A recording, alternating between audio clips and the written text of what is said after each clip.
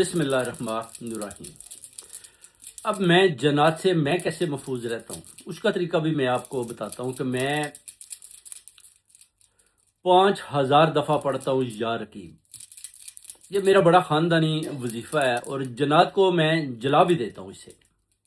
جب وہ قابو میں نہیں آتے تو پھر میں ان کو جلا بھی دیتا ہوں۔ یا رقیب 5000 دفعہ پڑھتا ہوں۔ ایک دفعہ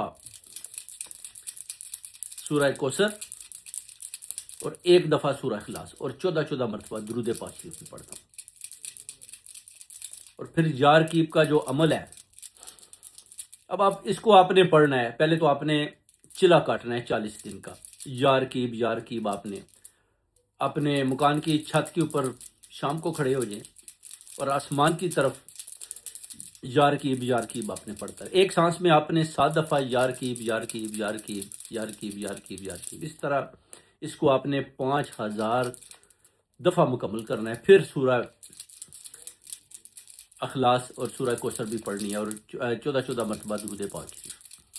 اس کے بعد آپ دیکھیں گے کہ جب آپ نیچے آ جائیں گے تو یہ جیسے ہی یہ عمل آپ کرنا شروع کر دیں گے تو 7ویں دن آپ کو آپ کے گھر کے اوپر سے پٹاخوں کی آواز آئے گی۔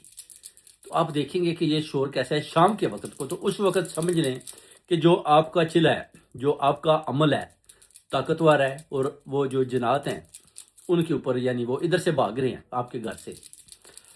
یا تو آپ حصار لگا لیں، پہلے اپنا حصار لگا لیں، اپنی فیملی کا لگا لیں، اپنے گھر کا لگا لیں، اپنی گھر کے چھت کا لگا لیں تاکہ وہ بھاگنے نہ پائیں۔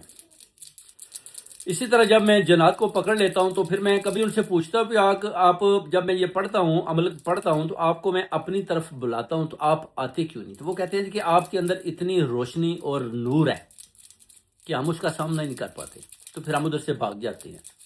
تو کافی جنات بھاگ جاتے ہیں، تو کافی جو ہے وہ میرے قبضے میں بھی آ جاتے ہیں۔ تو پھر یا رقیب کا جو میں چلا کاٹتا ہوں، اس سے پھر یہ زیادہ میرے قابو میں آ جاتے ہیں۔ اگر حصار لگا لوں تو پھر میں ان کو بھاگنے نہیں دیتا، اگر میں حصار نہ لگاؤں تو وہ بھاگنے میں کامیاب ہو جاتے ہیں۔ تو کچھ جو آگے سے مقابلہ کرنا چاہتے ہیں وہ جل کر راکھ ہو جاتے ہیں۔ تو یہ بڑا طاقتور وظیفہ ہے جب بھی آپ پڑھیں گے اسی طرح جیسے میں نے بتایا ہے۔